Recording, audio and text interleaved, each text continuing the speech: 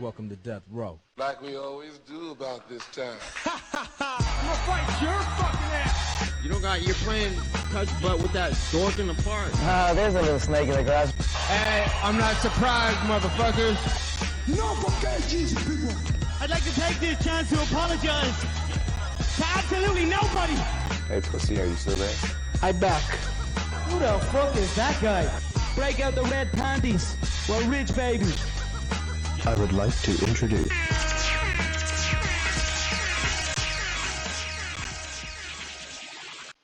Ni hao wo do chongo fancy, wushu fancy. Welcome to the MMA for Money Show, episode 86. Like the hands of a Rolex watch, you just don't stop. I am your host, Mike Copenhaver, also known as Real Mike. You can follow me on Don't Cope Just Win on Twitter. Also, I'm joined by my producer of the show and co-host, T. Welcome, T. Hey, what's up, everybody? Glad to be here again. Had a good weekend.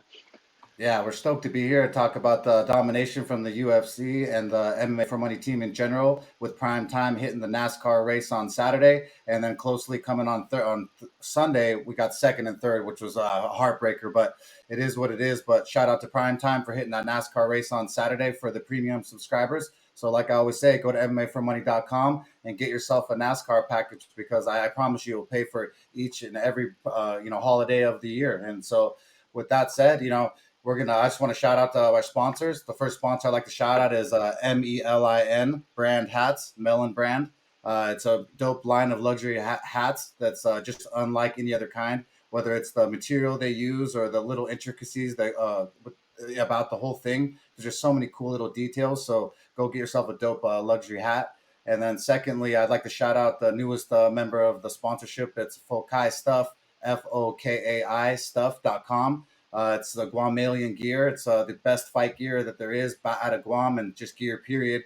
I'm a huge fan, have been ever since, and that's one of their slogans. My brother used to support them back in the day over in San Diego, Undisputed. Herman Tirado, sponsored by him down there, is also a Guamanian, so shout out to him as always, who runs the Game Bread Dispute training facility. Sorry for the little stutter. And last but not least, happy 420 to all those out there. My third sponsor is Spliff Seeds Amsterdam, and today's a perfect day to shout them out because it's a 420, so they're having a 20% off sale across their entire site. So if you use the promo code 4:20, you can get 20% off all your genetics. So go give them a shout out. And so with that said, I'd like to just thank each and every one of you for being here, all you live that are listening, the 60 plus of you, Jamie Moose 1032, Jackie Girl, every single one of you is supporting. 61 of you live already here. We're going to talk a little bit about past action from last weekend. Jake Paul took on, Ben Askren, and it was, like I said, if you go back many shows ago when we discussed it, I said, Ben Askren's pillow soft. He ain't that guy, man. I mean, he's suspect, and there's no way I'm going to trust him. And sure as shit, man, it was just it looked like a fixed fight, but I don't know, man. You tell me that this guy that T's going to pull up here, with this little, you look at him. That's Jake Paul. If you're watching video, that's him right there playing Tigger. It looks like my girl doesn't even look that skinny, bro. I don't even know how he got into that suit. So I cannot believe that he did that, but I knew that Ben Askren was in trouble. So what do you think about that, T? Man, that fight had to be fixed, dude. I'm telling you, I've seen Ben Askren get his face beat into the UFC mat by Robbie Lawler and get right back up. And then I think he ended up choking him out or something that fight. So there's no way with a boxing gloves on, padded gloves, that unless Askren just completely fell off the face of the earth. But that first round, that's just too fishy for me. But it is what it is. Yeah, man, he looked like he just sat there with his head just leaning into it, and so it is what it is, man. I told you the size advantage was going to be a real thing. So Ben Askren was not the guy to save us, and so I don't know how he represented MMA, but somehow he got tagged that, and we took an L last weekend. But what we didn't take an L with was in the UFC 261 Whitaker versus Gastelum. There were some decent fights on the card. It wasn't the best card overall, but it definitely was. It was worth watching. The first one on the card was Anthony Burchak. He took on Tony Gravely, and Tony Gravely, made quick work of my boy Anthony Burchak, we got a round 2 TKO, and it could have been stopped even earlier. It was just a bad matchup overall. And if you went to the podcast last week, we're fans of Anthony Burchak, so I didn't want to say anything negative, but I kind of knew it was a bad matchup for him, and Tony Gravely was going to end up just dominating. So congrats to Tony Gravely for the round 2 TKO. And next up on the card, there was Austin Hubbard versus Dakota Bush. He got a decision victory. Then we had Gerald Marshall, GM3. Like I told you, please go back and listen to what I said. Bartosz Fabinski is not about that life. Once a tapper, always a tapper. He had a past history of tapping. And so that's why last week I said, hey, GM3 is going to sub him. And that's exactly what happened. Round 1, submission, GM3. So congrats to all you out there who cashed that submission with a tip there. But what did you think about that sub there, T? Oh, I loved it. I had the sub, ITD, and Mirror's Card money line, so it was awesome. And you put me on that too, so shout out to you on that. Appreciate it. I got some money on that one. No worries. And so let's see, what do we have up? So the next up was really fishy. Say what you say, Jessica Penne somehow won a decision victory versus Lupe Godinez. Please go watch the fight. Jessica Penne got thrown around like a linguine noodle. I mean, I don't know how they didn't score those throws to the ground as damage compared to a little bit of back riding time that Jessica Penne had on Lupe. It was super, super fishy. I can't believe that after like 3-4 years off that Jessica Penne even got the decision victory. But, it's just really bad judging in this sport, man. They really need to get a hold on it. Like these judges they knew nothing about MMA. And it's just really, really starting to, hurt the sport. And then every fight we're having shitty decisions. Some guys, there's two that have 29-28 scorecards, and the other guy's literally picking his nose while not watching the fight. He's got a 30-27 for one guy. How does two guys have a 29-28 and the other guy's got a 30-27? It makes no sense. It's just terrible, the judging nowadays. But shout out to Ryan Richardson in the chat, one of our sponsors for Kansas City. Kick Your Bass on Twitter. One of the best pro fishermen there is over in Kansas City. So appreciate you always supporting. Marble Man, Primetime, Mr. Primetime, the OG Papa Primetime is in the house. So shout out to him. Mel B from Australia, Vanita Briellen. Pleasure to have you in the house. Metal Tothhen, sorry if I said that wrong. It's a tough name, but either way, I appreciate each and one of you live. There's 80 of you. So, with this, what did you think about that, T? Did you see this fight? Yeah, I watched it. I thought Godinez got the better of her. I feel like she did more damage. Panay just like spotted all over around her, didn't really do too much. But it is what it is. It wasn't that great of a fight. Godinez kind of dropped the ball, so she should have performed better in my opinion, but I still think she won. But it is what it is. You could give it to Panay if you want, whatever.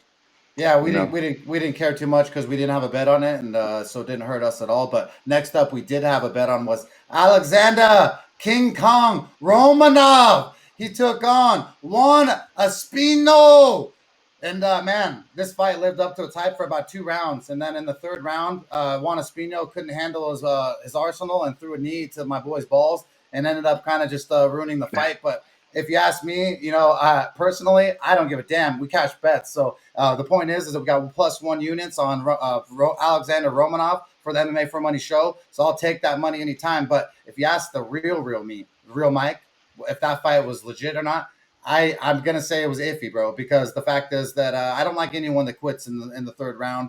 I don't like anyone that takes the short way out. But you get hit in the balls by a big heavyweight and tell me how your nuts feel and if you want to continue on. So it's easy to say that from the couch and over here behind the computer, but I personally know that getting kneed in the balls by like a little kid doesn't feel good. You got to think too, you know how tired they were going into that 3rd round, and then you get kneed in your balls. So, I mean, it sucks he didn't get back up, but I kind of, if it was a hard knee, it looked like it was on the money. I kind of get it, especially being as tired as they are, being as big as they are. Him not being able to get up the groin area, all that, Yeah. So but it sucks. But he had a really good Alexander Romanov for being a big guy. He was displaying a really good get-up game when he did get taken down by Espino. Don't get me wrong. Alexander Romanov took Espino down first and kind of controlled the first half of the fight, literally the first round and a half. But Espino showed the savage he is with the Latin blood. and came through and just showed mad heart. But that fight was kind of tied going into the third. We didn't get to see a third round, but I guess the judges, they didn't like the fact that he low blowed him. So it is what it is. Control your weapons at all times, my friends. So, but next up on the card, we had our other bet was Luis Pena won a 3-round decision versus Alexander Munoz. Man, this fight was a really, really close fight, man. I would have liked it to have been more clear, but Luis Pena, he's just one of those guys that likes to shadow box and dance in the ring, and instead of throwing strikes, and it gets a little too cocky. And so I if they would have said Alexander Munoz won the fight, I wouldn't have cried too hard, especially getting lucky earlier with Alexander Romanov. The luck definitely helped. So.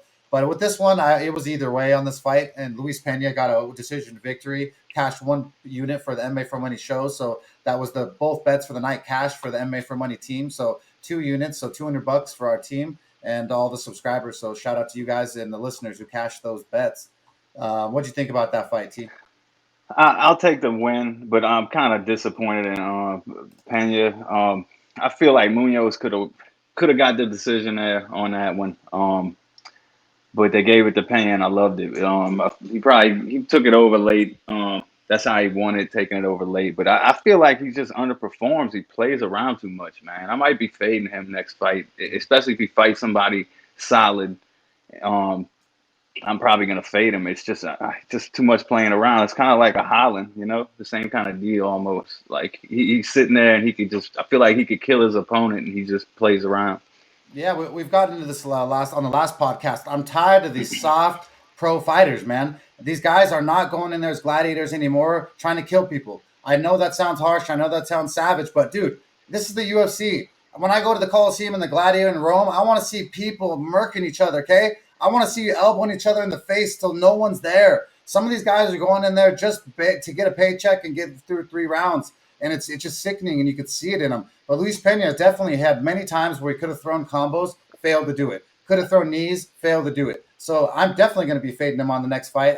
There's just no reason not to. He showed me nothing other than the fact that he just likes to play games, and so it's gonna come back to haunt him soon down the road, especially versus a bigger, stronger wrestler than Alex Munoz was. But shout out to Primetime himself, MMAforMoney in the house. Appreciate you being here, brother, as always.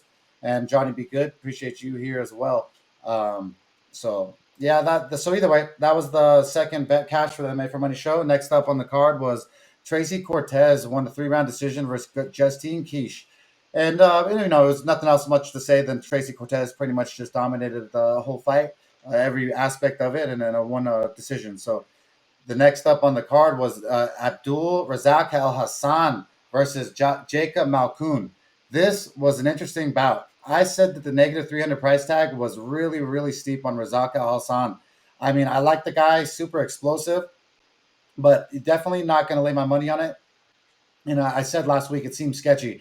Jacob Malcoon absolutely dominated this fight. For his first fight in the UFC, I cannot believe how well-rounded he was, especially his jiu-jitsu game is super, super sick and slick. So shout out to Jacob Malcoon for that victory and for taking on a tough guy like Al Hassan, because that's no joke. A lot of people wouldn't want to go and take that task on, and he did. So the second to last, the co-main event of the evening was Andrei Arlovsky versus Chase Sherman.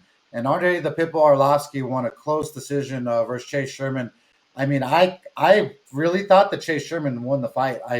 I'm going to be happy because I picked Arlovsky to win, and it continued on a pretty hot streak for the night for us. And so it's Andrei Arlovsky, won a decision, and that is what it is. You have anything to say about that one, T? I feel like it was close. I feel like Arlovsky won it, man. I feel like he beat him up.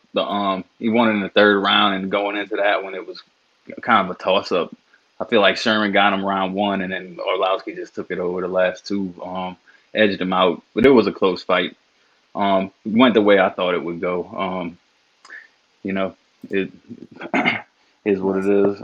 No worries. Well, yeah, like I said, the main event of the evening was our boy Robert Bobby Knuckles Whitaker.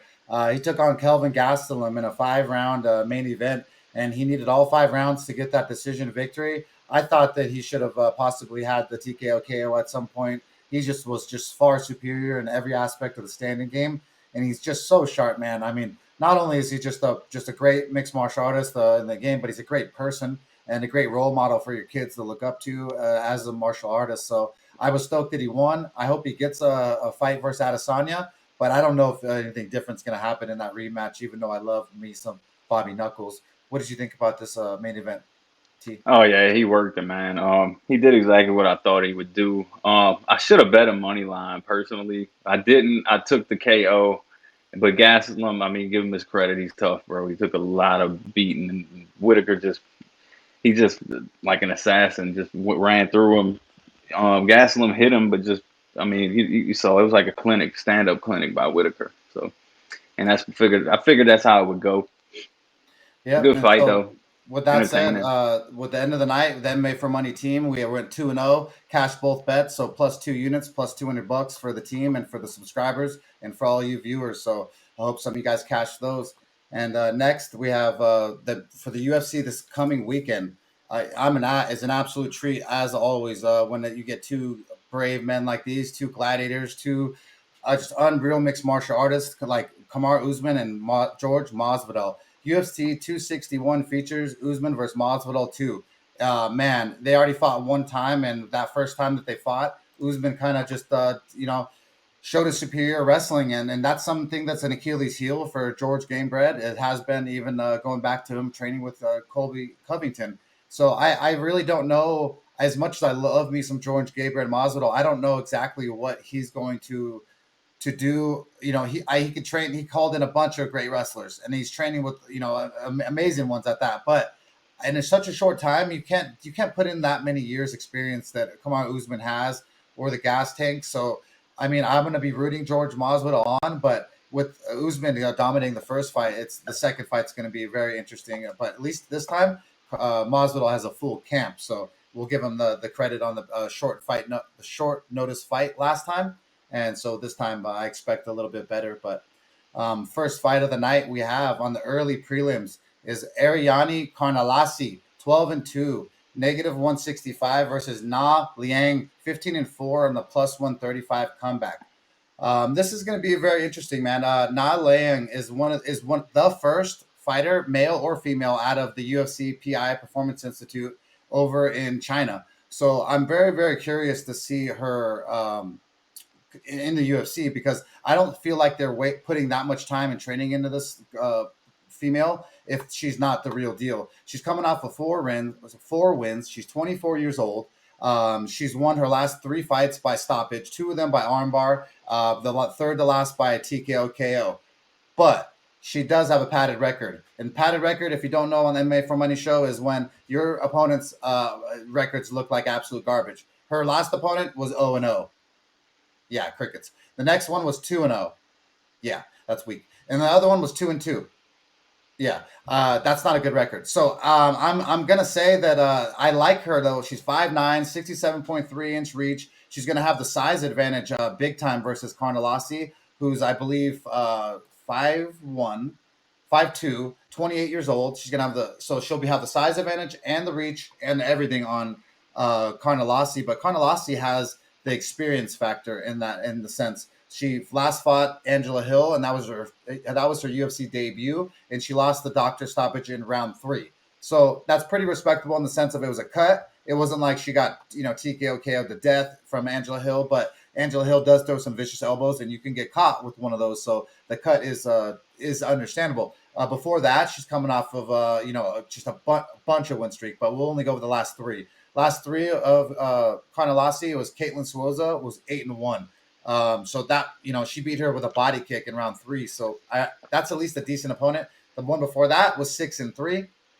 And that's when it gets suspect. And then it's 2-1. So we have 2 very suspect chicks going in there to fight each other. The size advantage is going to go to the Chinese fighter, the 13th century warrior, Na Liang. And I think that I really like her. I think she's going to end up pulling off this victory here. I think that she is using the PI Performance Institute to her fullest. For the first time ever, she doesn't have to worry about going home to make a meal. Every meal is prepared for her at the UFC PI. So with that said, I don't know if you as a professional, just in life, if someone was making and preparing my meals every night, that would cut a lot of time off my night. And so that would save me a lot of stress. And so I think that's really going to show with Na Liang, even though she has the padded record. I was almost about to pick her as a bet, but it's a little too low class women's MMA. I think that Na Liang wins. She's an underdog here. So if you do like her, she can cash that bet. You have anything to say about that fight, T? Yeah, when I looked through Na Lang, everybody that she fought that was tough, it looked like she lost to. So I couldn't pull up too much about Carnelossi either. So I'm probably just stay away from this fight. I don't trust either one. I'm just gonna see how this fight goes. But next up on the card after that, we've got Jeffrey Molina versus Ariel Keelang. It's a tough matchup here too. Both fighters are pretty evenly matched. Um, they're both making their UFC debuts as well. Molina's a younger fighter, and he's got a bit more upside, in my opinion. So, me personally, I'd probably lean Molina. What you think about this one, Mike?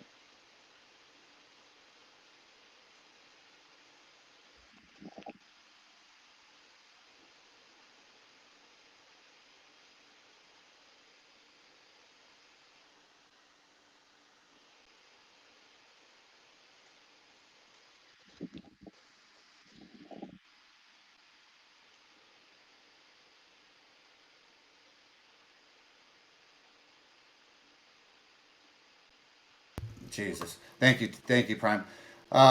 So sorry guys, I was on mute and talking like a dummy.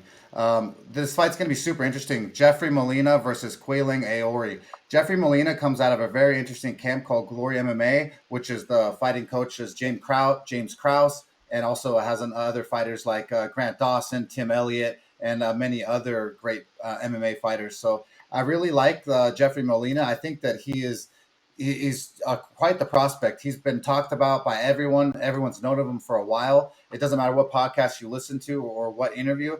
They've been talking about Jeffrey Molina. But Keelang Aori is no joke. He's 18-6. He's coming out of China. So shout out to the Chinese 13th century warriors. As I said, he's 27 years old. He's coming off of three wins, or more than 3 wins, but I'll go over the last 3. The last one he won by TKO KO in round 2. And it was versus a guy who was 5-1. So at least the guy was somewhat decent. The other guy before that, he won a decision. The guy was 5-3, and before that, he won a guy that was 4-4. So that's when it gets kind of suspect. But he's going to have the size advantage on. I think he's going to have the size advantage a little bit. Hold on 1 second. Jeffrey Molina, 5'7". Yeah, he's just gonna have an inch of reach advantage. No, wrong fight. So either way, he's gonna Keelang Aori. He's really, really heavy-handed. He stands on his lead leg though, so he can be chopped down by kicks or taken down easily. So that's my worry with him. I just don't know if he could be trusted in that sense. So, but take with as you do. Next up on the card, we have Yang Zhu, who's 13-3. He was -250 versus Kazula Vargas, who's 11-4. Plus 200 at the time of writing this. Rong Zhu coming out of China, another great fighter. I just think that just a lot of these guys are just amazing, man. His striking is just really good, man. They're tough dudes. He's coming off 10 wins in a row. He's 5'11", he's 72-inch reach, and he's only 21 years old. He's going to be fighting Rodrigo Vargas, who's 11-4, and he's 35 years old. He's 5'8" and a 71-inch reach. This is a weird one, man. I don't see why the UFC would be showcasing the Asian fighter here versus the 35-year-old if they wanted him to lose. So I'm thinking that this is a spot for Zhu Rong to come here and showcase his skills. I think that the money line was just a little too steep. That's why I didn't fire. No, he's not. He's an underdog. So either way, he is the favorite. Yeah, he was a little too steep. So Zhu Rong, I couldn't fire on it, but I really do like him. I think he's going to win that fight. I think he's younger, stronger, has better just an all-around game. And so what do you think about that one, T?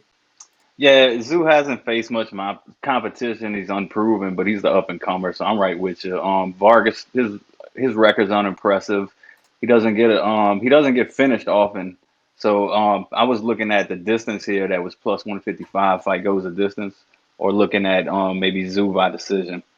But after that one, we've got Dana Betgaral versus Kevin Natividad. Batgarral, he's finished all his wins. Natividad formerly fought in the IFA. He's had decent competition. It's a close fight. I'd go with the dog if I was gonna bet it here. If you're looking to take back row, I'll probably take it in ITD. What you think about this one, Mike?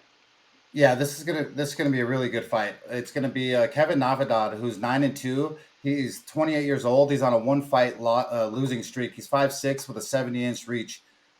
He's coming off an L to Miles John though, which was a vicious uppercut in round 3 that sent him down to the floor and kissed his night goodbye. So that's really sketchy to me. It wasn't that long ago. It was only 6 months ago or less. It was in October. So I don't trust his chin versus a guy like Dana Baccarel. I think that Dana's 8-2. He's super, super strong, man. I mean, if you look at his body, bro, he's just built like a little brick.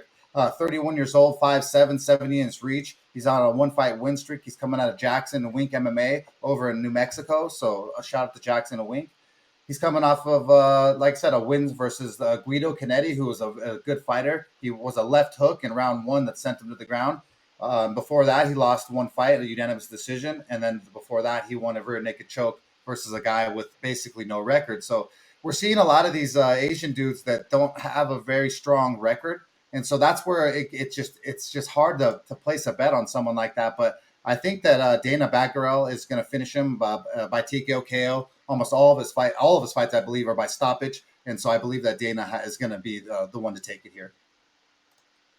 So next up on the card, we have, this is you, huh? All right. Yeah, we got. I'll get it. It's Tristan Conley versus Patrick Sabatini. Conley should be motivated in this fight. He's fighting off a long layoff. He had neck surgery, so he's got a good shot as a dog. I'm leaning Sabatini, but I don't want to lay the juice, so I'm most likely going to pass because I feel like Conley could sneak up and do something here. But what you think about it, Mike? Yeah, this is interesting. Connolly's actually going down in weight class after a car accident. He's just found himself just a little bit lower on weight and figured he'd test the waters down in the 145 after fighting in 155. So the only thing for him here is that he's going to have is, I believe, the size advantage. Other than that, I don't like hearing about anyone having a neck injury or any type of car accident. I've been in a motorcycle accident myself, and I know that just your body changes after a little bit of nerve damage, or you sustain an injury to your spine or your body in general. So as much as he wants to tell me in interviews that he's fine and dandy and everything went smooth, I'm going to have him prove that to me. So I think Sabatini is the rightful favorite here. The -230, though, yeah, that's steep. If you do like a dog here, Connolly can win this fight. He certainly will be the bigger man, in my opinion. So for plus 185 versus the -230 Patrick Sabatini, I think that there's a path for Connolly. But I just don't like coming off of the car crash, then dropping down, weight classes for an experimental debut.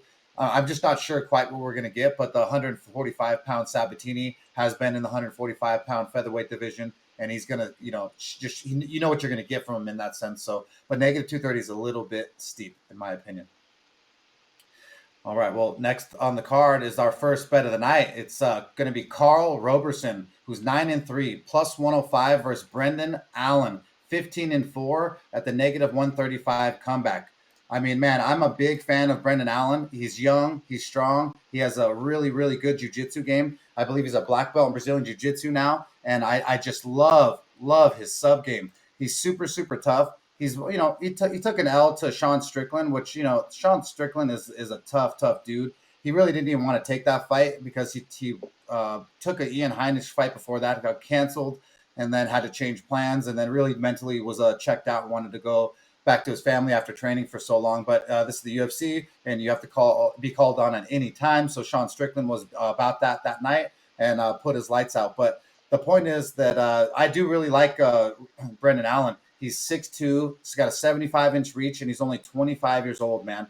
Carl Roberson, he's only 9-3. He's 30 years old. He's 6'1", and he got a 74-inch reach. So he's going to have the size disadvantage versus Brendan Allen. And one of my favorite things ever, like last week I told you, Fabinski is a tap-a-roo. Might as well get out those tap dancing shoes because this guy's got the same problem. Roberson loves to tap. He's tapped versus Marvin Vettori, rear naked choke, round 1. He has tapped versus Glover Teixeira, round 1. He has tapped versus Cesar Ferreira, round 1. So you know what I'm getting at? My boy, Brendan Allen's going to dominate him in round 1. Nah, and it could be round 1, but it possibly could be. I'm going to be betting Brendan Allen here. I'm going to be putting 1 unit down on the money line at the negative 135 money line. And I'm also going to be putting a half unit flick on the submission by Brendan Allen. I believe it's plus 200 right now, right, T? Yep, plus 200. At the plus 200, I think it's an absolute gift for a guy that's shown himself to be a tapper. So I'm going to be rolling with the younger, stronger, better at jiu-jitsu guy who doesn't tapperoo. So let's go, Brendan Allen. What do you think about that one, T? Yeah, I like the pick here. Allen, he's got some really impressive wins. Roberson's he's a solid fighter with some upside, but I trust Allen to get it done here. And I think they got some beef between camps. Roberson used to be in his camp, and he got kicked out or he left, and now they throwing Brandon Allen at Roberson. But I like Allen here, so I'm right with you. I'll be laying that and hoping he gets the sub along with the money line. After this fight, we've got Dwight Grant versus Stefan Sekulik. Dwight Grant, he's coming out of Alliance Camp. He trains with Cruz and Stevens. Mike loves Cruz, so Sekulik, he's a solid fighter, and he's younger. Grant's got more experience, but the price is too high. I'd probably go Grant decision in this fight. What you think about it, man? Oh man, Dwight Grant, 10-3, 265 on his money line, and versus Stefan Sekulik, who's 12-3 plus 210. Yeah, Dwight comes out of the infamous Alliance MMA down in San Diego by the famous coach Eric Del Fiero. So shout out to Eric and all the boys down there. And so yeah, he does. He's got a bunch of good trainings partners. Does Dwight Grant. And so with that, he's got a lot of experience coming with those coaches and whatnot. But I mean, don't get it twisted. This isn't like an easy lock of the night. Stefan Sekulik is he's coming off a loss. It's a decision, so it's not like he got dominated. But Ramazan Emeev, who was absolutely amazing, dominated him in a unanimous decision. So you can't even really hate on him for that loss. And then before that, he won 2 in a row on a guillotine choke, round 1, round 2. Dwight Grant is the type of dude to me who could possibly tap. I'm not saying he's going to, but this is going to be one of those weird ones. I'm gonna go with Dwight Grant. Obviously, he's the favorite, and it's no joke. It's like, ooh, no kidding, real Mike. But I think that Stefan could pull off a sub if he gets it deep. He looks like he loves that guillotine choke, and so if he wants to be about that life, he can get that in and get that done. So it's going to be interesting to see who gets off their game plan first. But next up on the fight is going to be super, super interesting. It's Alex Oliveira, who's 12-22-9 plus 135 on his money line versus Randy Rude Boy Brown, 12-4, negative 165 on the comeback. So either way, the odd, if for those of you who don't know the odds, negative 165 means you got to throw $165 to make 100 on Randy Rude Boy Brown, and the odds for Alex Oliveira is plus 135. You got about $100 to win 135. So for those of you who aren't familiar with betting, that makes it a little bit more simple on why I'm spouting off those numbers. But Alex Oliveira was a former bullfighter, super athletic dude who kind of just does use his athleticism and his toughness to get this far. Randy Brown is really athletic and has trained more martial arts than Alex Oliveira has, in my opinion. He's got the higher ceiling. I believe Alex Oliveira has peaked. And so I really believe this is a spot where Randy Rude Boy Brown can actually dominate Alex Oliveira. Alex Oliveira loves to come and smash like a gladiator, like I do like to see. So you could possibly be fireworks here, and Randy Rude Boy Brown could get a finish. So if you like him, you could bet on his money line or him by inside the distance possibly, because these two boys are going to come to fight. What do you say about these two, T? Yeah, Brown's in his prime. He's the younger, taller fighter. Olivier, he's got more experience, but he's super inconsistent, man. You'll never know if he's going to show up or not. So I lean Randy Brown here. I'm probably going to bet him a personal bet. Depends on how the juice looks when we get to Saturday. But we'll see. I like Randy Brown here too. Nice. Well, with that said, that's all the prelims for the card. And so we can finally get into the main card of the evening. We have Anthony Lionheart Smith, 34-16, plus 160 on his betting line versus Jimmy Crute, 12-1, negative 200 on his line. So this is going to be super interesting. Anthony Smith is no joke, man. I mean, I think because we've seen him actually get abused a lot, we forget how good his all-around mixed martial art game is. But man, he's a black belt in Brazilian Jiu-Jitsu. He's really, really strong on the feet. He's got the heart of a lion, no pun intended. And so I actually like Lionheart Smith here versus Jimmy Crute. And I like Jimmy Crute. I like his ground and pound game. He's definitely the type of dude who, if he gets on top of Anthony Smith is going to be losing some teeth. So Jimmy Crute's 12-1. He's 25 years old, 6'2", and the 72-inch reach, coming off of 2 wins. Last 2, he's finished them. One by punches, Modestas Bukauskas. He beat, it was 11-2, and then Mikhail Olazechek. He won by Kimura in round 1. So it's showing a diverse game. But then before that, he lost to Misha Serkinov by Peruvian necktie in round 1. So when he faced his toughest competition, he got submitted in round 1. So I can't trust Jimmy Crute versus a guy like Lionheart Smith. So I'm going to pick Lionheart Smith here to win. I think that at the plus money, it's an absolute gift. I have a rule here on the MMA for Money show that I like to bet the vet versus the newcomer. And I don't mean the vet like Diego Sanchez versus someone that you know is going to beat him to hell, but a vet as in someone who's got way more experience and has still got some juice in this game. And I think the juice in this game that Anthony Smith has is a jiu-jitsu realm. And I think that he could possibly get the back of Jimmy Smith or get him in a sub. But I really do. I like Jimmy Crute, and I think he could pound Anthony Smith's teeth out. But like I said, the money line's just not warranted. I think it's more of a pick 'em, but we'll see on Saturday. What do you think about this one, T? Yeah, I agree that the line's off. Crute, he finishes his fights though, so I like that. I don't know if he could finish Anthony Smith. I mean, he might. We'll see. He won his last fight. Smith did. He needed that win big time. I mean, we saw him get pounded before that, like bad. So, lost to Rakic too. So he's got a lot of miles on him. I got to go Crute here. I would leave it alone, but I agree that the line's off in this one for sure. But after that, we've got Uriah Hall versus Chris Weidman. Weidman's still fighting. I can't believe it. I didn't even know he was still in the UFC, to be honest. So when I saw it, I was like, I'm going Hall here. I'm probably not. I'm not gonna bet it. I'm just gonna watch it. I might take it live once I see what Weidman's got when the fight starts. But what you think about this one, man? Yeah, this is going to be super interesting. Uriah Hall, 17-9, -110 on the betting line, -110 on the betting line for Chris Weidman, who's 15-5. Chris Weidman is obviously a legend. He's been in the sport for a long time, but dude, he's over the hill and gone. I mean, his best thing is his jiu-jitsu once again. So his only path to victory here is by submission, in my opinion. So if you do like Chris Weidman, I believe that he could possibly win by submission only, but Uriah Hall's got power. He's younger. He's stronger. He's shown you how explosive he is. And I think that if Chris Weidman stands flat-footed or shoots in lazily, he'll catch a knee to his face or a spinning back kick to his body or his solar plex or his chin. Who knows? But I think that Chris Weidman's going to end up on his back like a gladiator should be, and Uriah Hall's going to end up dominating his ass with the TKO KO finish and standing over him like a real gladiator does. So with that said, the next on the card is the first title shot of the night. We have my lady, if I didn't have a lady, Valentina Shevchenko, 19-3, who's -500 versus Jessica Andrade, 21-8, plus 350. I don't know who to get in first, but I'll dig into Jessica Andrade. Jessica Andrade, super, super explosive, strong. She's like a little Hulk, Tasmanian devil, pit bull with a big right hand, but she only has a right hand.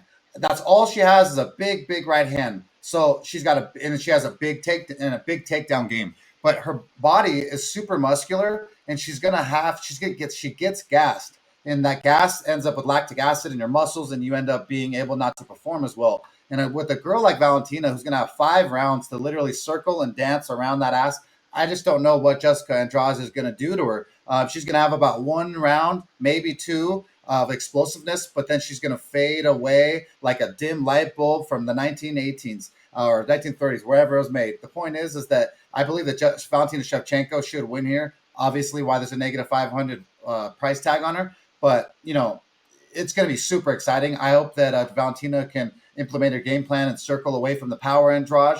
But it's going to be, the first round's going to be fun as shit. So make sure you tune in for that ladies fight. It'll be super, super exciting. What do you think about that one, T?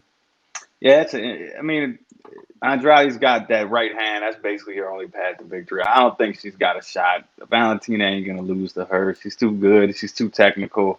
Uh, we'll see how it goes, but I don't think she's got a chance in hell, to be honest. I think Valentina's just gonna run through her and just show that she's the only person that can beat her is Nunez.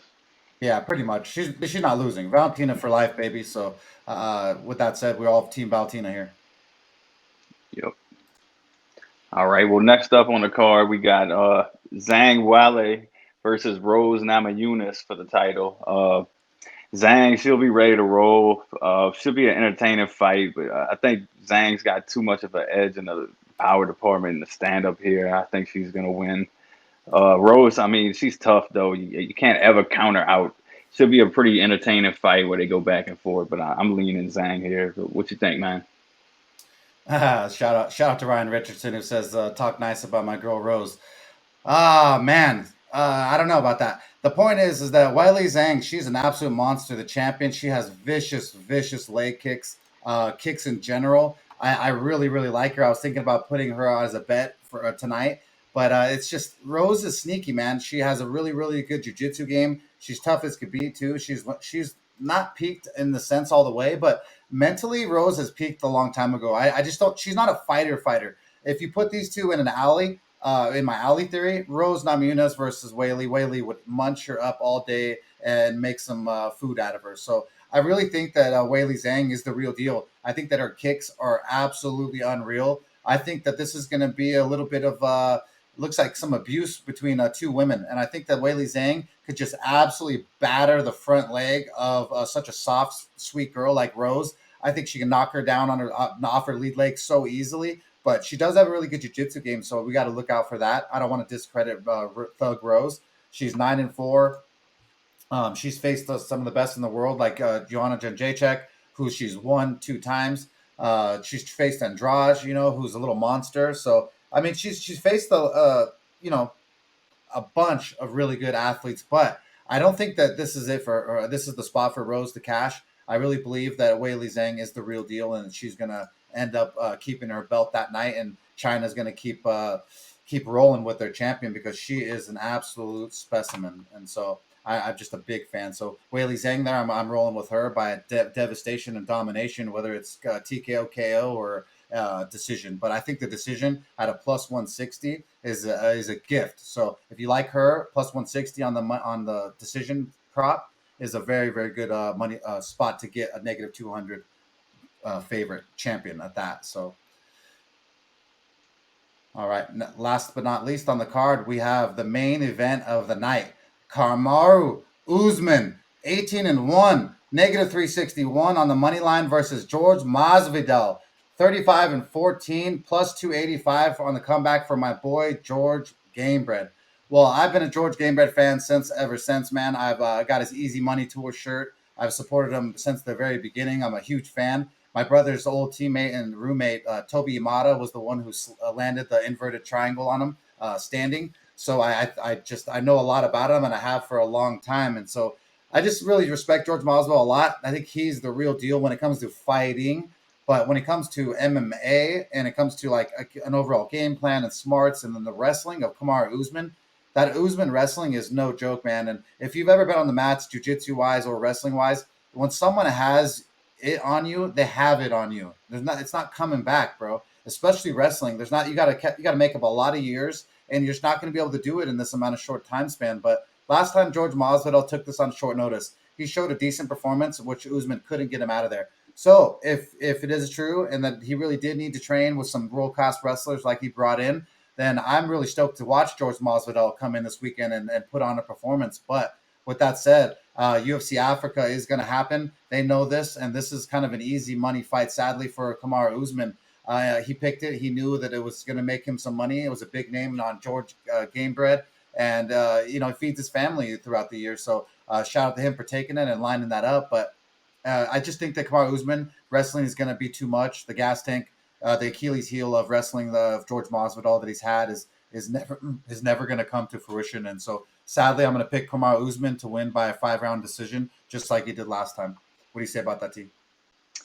Yeah, I'm wondering what kind of tricks Masvidal is going to pull out here. He's fought him again. I mean, he's fought him once already, so this is a rematch. And Masvidal is a crafty dude, so he's got to be thinking. He's got to be thinking something like, I'm gonna do this time, that. So I'm interested to see how the fight will go. I think he's gonna get it. Just logically, Usman's a beast. So if Masvidal can't KO him, Usman's gonna get the decision, or he'll put him down in the mat and beat his ass or something like that. It's probably what's gonna happen. But I'm definitely want to watch this fight just to see what Masvidal comes with, because I like the guy too. He's fun to watch.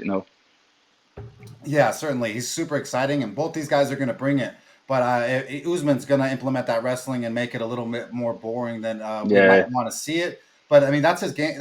He's got to do it as a champ. GSP did it too when he went on his title run. He had to, he went from finishing to decisions, and it's because you're facing just world class monsters, and it's just crazy. But it's going to be super exciting main event. Make sure to tune in. There will be some really, really good fights.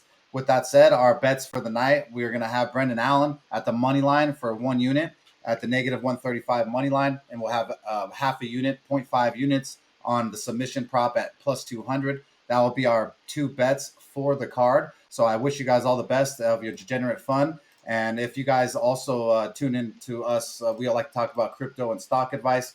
We're not going to get too deep in tonight, but cryptocurrency is a little bit on sale right now, in my opinion. So you can buy this dip. Make sure you buy this dip. If you're buying crypto, you should have been buying over the weekend. But it's still still get it. Still, I mean, Bitcoin's still down 10K from its high, so you guys are still getting a percentage down, even if you entered in Bitcoin.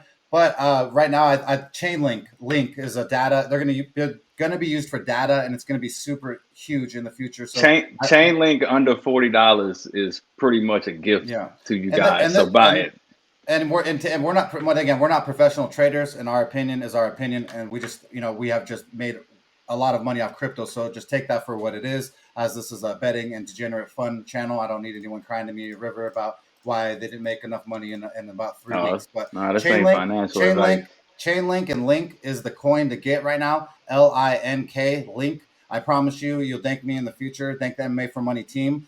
Make sure you go to MMAforMoney.com, get yourself a NASCAR package or a premium subscription package for all sports. Primetime MMA for Money himself is the absolute man. Like I said, cashed on NASCAR on Saturday, and on Sunday we were so damn close. We got second and third, but we should have had first if it wasn't for the restart, and we had a long track race car instead of the short track. So we just, fate wasn't with us for the double back-to-back days. But make sure you go to MMAforMoney.com, get yourself a package, and support the team. But with that said, I can't thank all of you tuning in, the 133 of you live who supported. I appreciate all the awards that you've given me. Thank you, Lynn, for the Appreciate Award.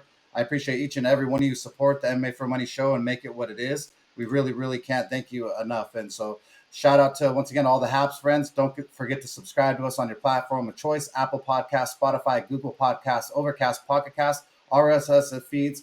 And make sure to make yourself a Haps profile, because it's the future. And with that said, guys, let's roll.